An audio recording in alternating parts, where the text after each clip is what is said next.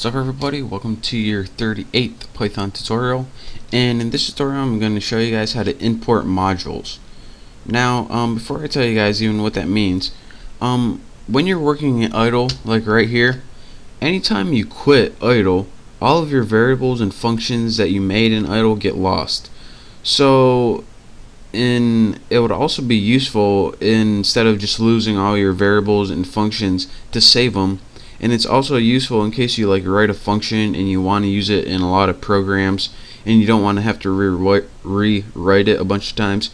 You can make something called a module, and it will save all your variables and functions for you, and you can just import it anytime you're using another program or idle such as this. So to do this, go ahead and in your idle, go ahead and put File, New Window, and this new window is going to pop up right here. Now in this window we're going to create some modules, and these modules are going to hold things that we want to keep, but you need to do this a specific way, so pay attention. The first thing that we're going to want to do is go ahead and create a quick module called test mod. You can name yours anything you want. Just have empty parameters. This is just going to be a simple one, and let's just print out this baby worked. And now once you have a test module, just put anything in there. We just need something to test it. A simple print statement will work fine. What you need to do is save it, put save as, and in your directory, which is Python 26 or whatever version you're working with, make sure you don't save it anywhere else, because when Python looks for these modules, it's only going to look in specific locations, and this is one of the locations it looks at. Go ahead and save it, and remember this name. I'm going to save mine as swine flu, because that's what's in the news today. .py, and again, this name and the py extension are both very important, but more so you have to remember the name more than anything, and I'll show you why later. So go ahead and save it as some name, then py, then press save. Now we have a module named swineflu.py. You can see the name over my cursor right here, and now we can import this module into whatever program we're working with. So go ahead and open idle right here. Let me make it so you both can see. Right there. Good enough. Actually, there we go. Now in your idle, you can now import that swine flu module, and you do it like this: import, and then you put whatever name of the module you just created, and that's why the name was important. But make sure not to put that py extension. That's just so Python can find it. So go ahead and import whatever the name of the file, and again, the file name is the py. Actually, the module name is actually the file name minus the py, so that's how you can remember it. Now go ahead and press enter, and you just imported all of your modules in your swine flu file. Now let's go ahead and see if it worked. Now once you want to call a module, you need an object to call, and the object is actually the name of whatever the file you imported.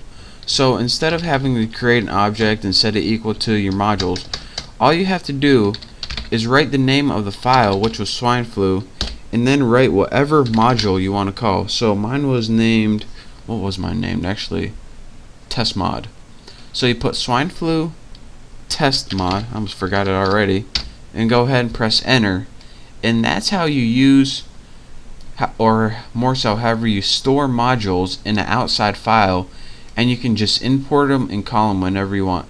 And as you can see, if you made like a bunch of functions and variables and you want to use it over and over again, it'll be a pain in the butt to just keep typing it over and over again in every program you wrote. So this is how you can import different modules and how to create it from a file. Now one last thing I want to stress: once you import swine flu one time, you can't import it again, since, well, it would just be stupid and it would just confuse Python. So let me show you guys something. Say we find out we wanted this to actually say this baby is fat or something. So what we would do is go ahead, and you would think that what you would do is go ahead, this baby is fat. Now go ahead and press save. We save this module. Now once we imported it again, import swine flu, and then go ahead swine flu dot test mod. It still says this baby worked. That's because you can only import your module one time. Now if you wanted this to actually show up that this baby is fat like it was before, what you would need to do is close this all together, go open up a new idle, and go ahead and push import swine flu. And then now once you imported this again, this imports the new file. Then you can do swine flu dot test mod, and again it would say this baby is fat. So just to stress, you can only import a module once per program, and even though you can change your module, even if you change it and then import it again, it's not going to import again. It's just going to import once. So that's your quick tutorial on how to import modules. And again, this is useful if you write a bunch of functions and a bunch of variables that you want to save somewhere else but you want to use over and over again. So practice doing that, and make sure that you use the py extension, and make sure you save it where it tells you to save it, or else it's not going to be able to find it. So in the next tutorial I'm going to be going over other things that you can do with imported modules, and also be clearing up this a little bit more so you understand a little better. But for now, thank you guys for watching. I hope to see you next tutorial. Don't forget to subscribe, and I will see you next time.